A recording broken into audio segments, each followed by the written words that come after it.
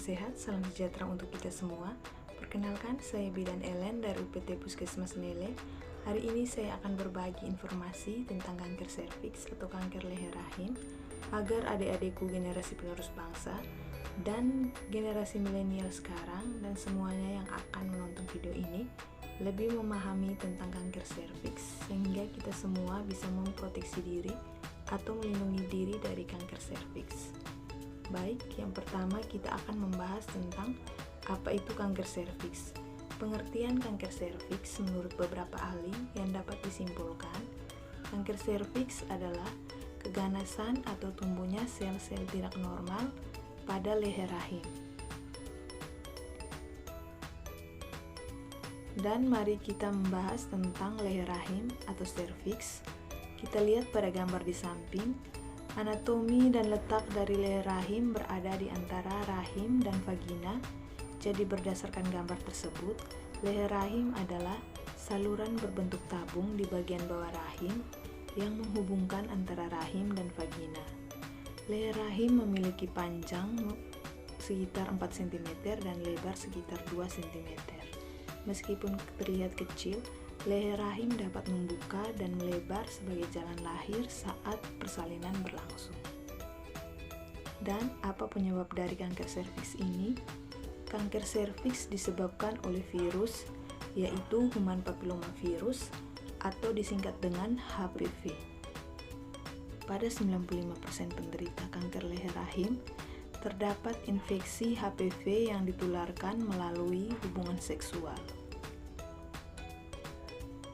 Selain virus HPV ini, ada pun faktor risiko yang mempengaruhi atau meningkatkan perkembangan dari penyakit kanker leher rahim ini, yaitu yang pertama, menikah atau mulai melakukan aktivitas seksual di usia muda atau di bawah umur 20 tahun.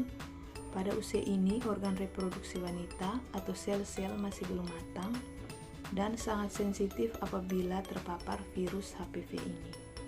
Kedua, melakukan hubungan seks dengan pria yang sering berganti-ganti pasangan dan berganti-ganti pasangan seks atau melakukan seks bebas. Ini juga memiliki risiko yang sangat besar untuk cepat tertularnya virus HPV. Yang ketiga, riwayat infeksi di daerah kelamin atau radang panggul. Pada seseorang yang memiliki riwayat infeksi menular seksual seperti kencing nanah atau gonorhe, sifilis atau raja singa, dan penyakit infeksi menular lainnya akan sangat cepat terinfeksi virus HPV. Yang keempat, perempuan yang melahirkan banyak anak. Perempuan yang melahirkan banyak anak juga sangat rentan terinfeksi virus HPV. Yang kelima, perempuan yang merokok atau terpapar asap rokok.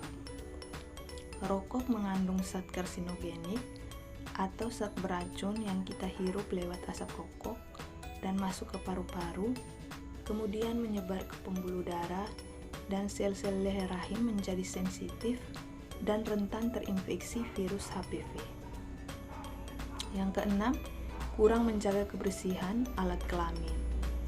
Jadi, sebelum dan sesudah buang air besar dan buang air kecil harus cuci tangan dan menerapkan cara cebok yang benar, yaitu dari arah depan vagina ke belakang, jangan dari anus ke arah vagina karena bakteri di sekitar anus akan masuk ke vagina.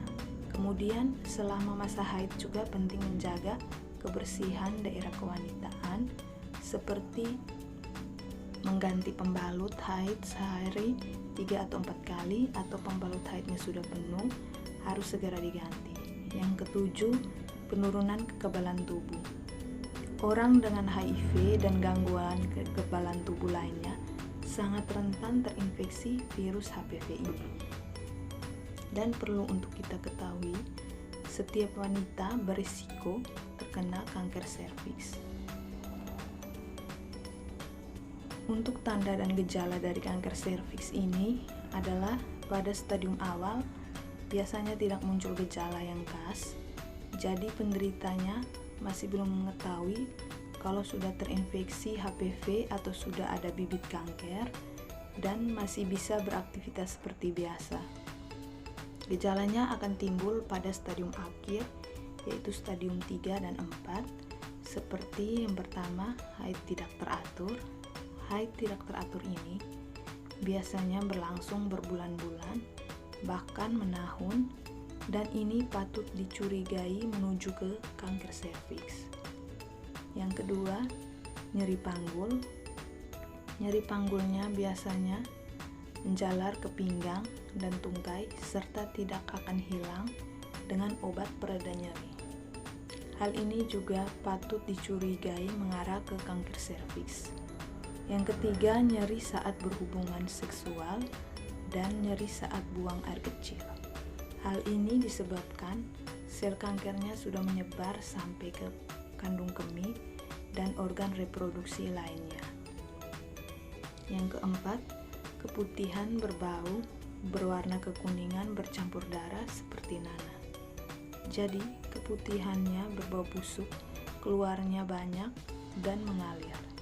Yang kelima, perdarahan tiba-tiba di luar masa haid. Jadi, perdarahannya banyak disertai nyeri di luar tanggal haid. Keenam, perdarahan setelah masa menopause. Untuk ibu-ibu yang sudah tidak dapat haid lagi setelah 2 atau 3 tahun dan tiba-tiba keluar darah banyak disertai nyeri, patut dicurigai ke arah kanker serviks. Perjalanan penyakit dari kanker serviks ini panjang, yaitu 10-20 tahun dengan stadium awal tanpa gejala dan gejala akan terasa saat stadium akhir. Kanker serviks juga disebut the silent killer atau membunuh diam-diam. Baik, selanjutnya kita akan membahas tentang pencegahan dari kanker serviks ini. Dan yang harus diingat, kanker serviks paling bisa dicegah dibandingkan dengan kanker-kanker lainnya, yaitu dengan cara yang pertama, melakukan vaksinasi HPV. Sebab perburukan dari kanker serviks ini dapat dicegah melalui vaksinasi HPV. Pemerintah Indonesia memasukkan vaksinasi HPV dalam program imunisasi rutin. Vaksin ini ditujukan untuk kelompok sasaran vaksinasi nasional, yaitu anak perempuan mulai kelas 5 dan 6 SD. Berita dan informasi ini dapat dilihat pada website Kemenkes RI. Yang kedua, hindari faktor risiko. Seperti hindari menikah muda atau melakukan aktivitas seksual di bawah usia 20 tahun, hindari melakukan seks bebas atau berganti-ganti pasangan seksual, tidak merokok, menjaga kebersihan daerah kelamin, dan menghindari faktor risiko lainnya yang sudah kita bahas di awal. Yang ketiga, deteksi dini kanker leher rahim dengan IVA test. Mungkin sebagian dari adik-adik dan ibu-ibu yang menonton video ini sudah pernah mendengar tentang IVA test.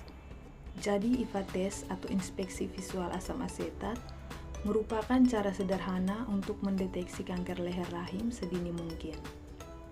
Untuk syarat-syarat dari pemeriksaan IVA, yaitu hanya boleh dilakukan pada wanita yang sudah pernah melakukan hubungan seks, tidak berhubungan seks selama 24 jam sebelum pemeriksaan, tidak sedang haid, dan tidak sedang hamil.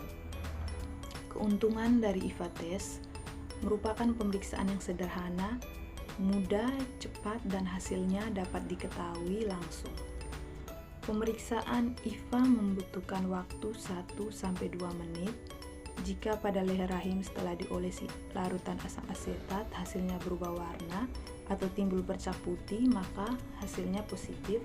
Hasil positif di sini dimaksud adanya pertumbuhan bibit-bibit kanker dan dapat diobati dengan krioterapi beberapa kali. Dan sudah terbukti setelah krioterapi, bibit-bibit kanker ini hilang dan pasien dinyatakan sembuh.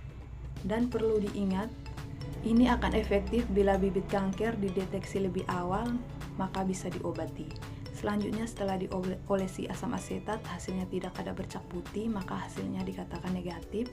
Kemudian bisa dilakukan pemeriksaan ulang setelah 3 tahun. Kemudian menerapkan perilaku hidup bersih dan sehat. Pencegahan yang keempat ini merupakan tambahan dan hal-hal sederhana yang bisa dilakukan setiap hari agar mengurangi risiko terjadinya kanker serviks maupun penyakit lainnya.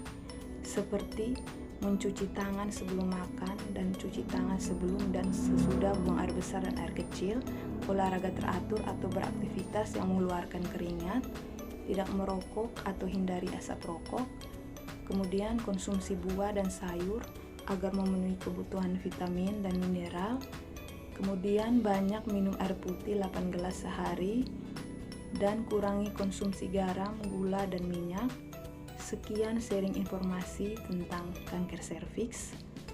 Mari kita saling berbagi informasi terkait kanker serviks sehingga kita dan adik-adik generasi penerus bangsa siap menjadi penerus bangsa yang sehat, kuat, dan terbebas dari kanker serviks. Salam sehat, salam keluarga sehat. Sehat dimulai dari diri sendiri, keluarga, dan lingkungan sekitar. Epan Gawan.